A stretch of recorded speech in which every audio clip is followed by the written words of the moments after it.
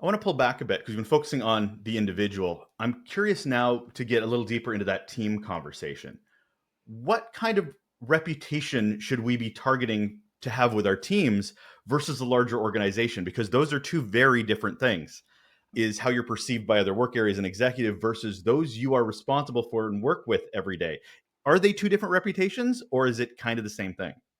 I love that you asked that question because I do think that those peer to peer relationships across teams are sometimes neglected in the reputation conversation. And what I do see is that, say, an organization is very command and control, very top down. I do see leaders creating their own little cultures. And I think I did that. So I was working in an organization that was quite top down. So I created in my team the sense of psychological safety. But the challenge then for my team was once they stepped outside the doors of our team, they also had to have resilience because they were back in command and control, and this is how you have to act. So I do think leaders have to think about not just this beautiful little world that we're making of our own, but how does that world exist when we open the door and step out into the broader culture of the organization? Yeah, I mean, I've similar experience because you can only control what you can control. And I have no control of the goodness or badness of another leader and how they treat. However, I can be very focused on the growth and the support and the, to your point, psychological safety of that. So the reputation I have, but here's the thing how that could impact though, Charlotte, is that I could have the most amazing reputation with my team doing all that, but that reputation might not be great outside that team because they're like, oh, they don't know how to manage a team. They're too soft on them. They're way too easy. Oh, you know what? They really don't, blah, blah, it's fill in the dot. So it could actually be hurting your reputation within that organization to go down that path. Yeah, absolutely. And I think those leaders have to think a lot about team performance as well, team productivity. And this is where data comes in. I mean, just Mm-hmm. keep great data because nobody can argue with that. So that was another thing that we did in our team. We might have had wonderful psychological safety, but we were also renowned for being the team with the best data. So if anyone ever came and argued, I'd be like, read the stats, read it, we're performing.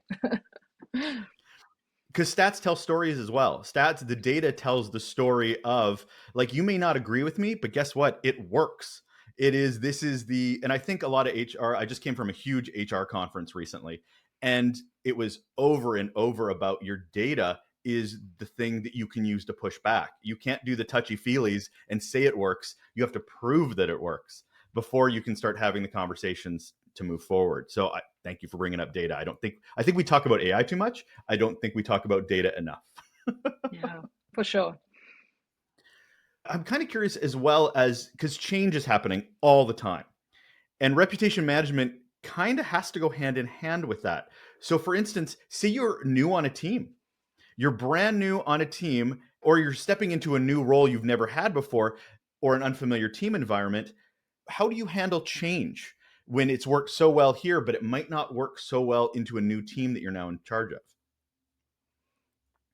Yeah, I think it's worth having some discussions around change, especially if you're coming in as a new leader. Understand the change relationships or facility within your team. So, what I see often, particularly in very large companies, when leaders come in from smaller organizations into large companies, they start issuing orders. And I think it's really healthy to recognize, particularly in bigger companies, that the relationships and the connective tissue are absolutely critical. So I think leaders really need to consider spending a lot more time listening. Ask about the change facility, ask about the levels of comfort with change on an individual level, on a team level, on a department level, and really get some sophisticated understanding of where people are with change before you come in and just go, power, we're doing this. Fair. I've been in situations where I've shut up for 2 weeks and just attended meetings and been really vulnerable and go, I don't know. So I'm going to sit here and I'm going to listen because you're the experts. I'm still learning. But there are circumstances where some leaders are put in situations where they're demanding something right away. And I think that transparency still needs to come to your team going, I'm still learning, but this is the direction we're going to go. We'll figure it out as we go through it. The transparency But is I think beautiful. and I think that helps with reputation is that transparency going because I mean, how often do we use the sentence? I'm probably not supposed to tell you this, but dot dot dot. But that helps your reputation. So how do you manage it when there are difficult decisions you have to make? Maybe it's straight out of the gate and it might actually damage the team's perception of you in that moment. You know they're going to not like this. You know it might reflect on you even though it wasn't your decision or maybe it was. How do you in that moment make sure that you're minimizing damage or at least managing your reputation in those tough times? I think there's no jumping around or avoiding the thing that has to be done. Mm. You can't pretend it's not happening. So do it with empathy, do it with kindness, do it with thoughtfulness, be honest. I think people can smell politics and rumors and change. So there is absolutely no point avoiding it or trying to skirt it. I think being direct but kind is the best way to handle those kinds of situations. And reputation management is a long game. As much as I mean, we're talking about the micro here, but we also have to look at the macro, especially as we look to move up into the organization.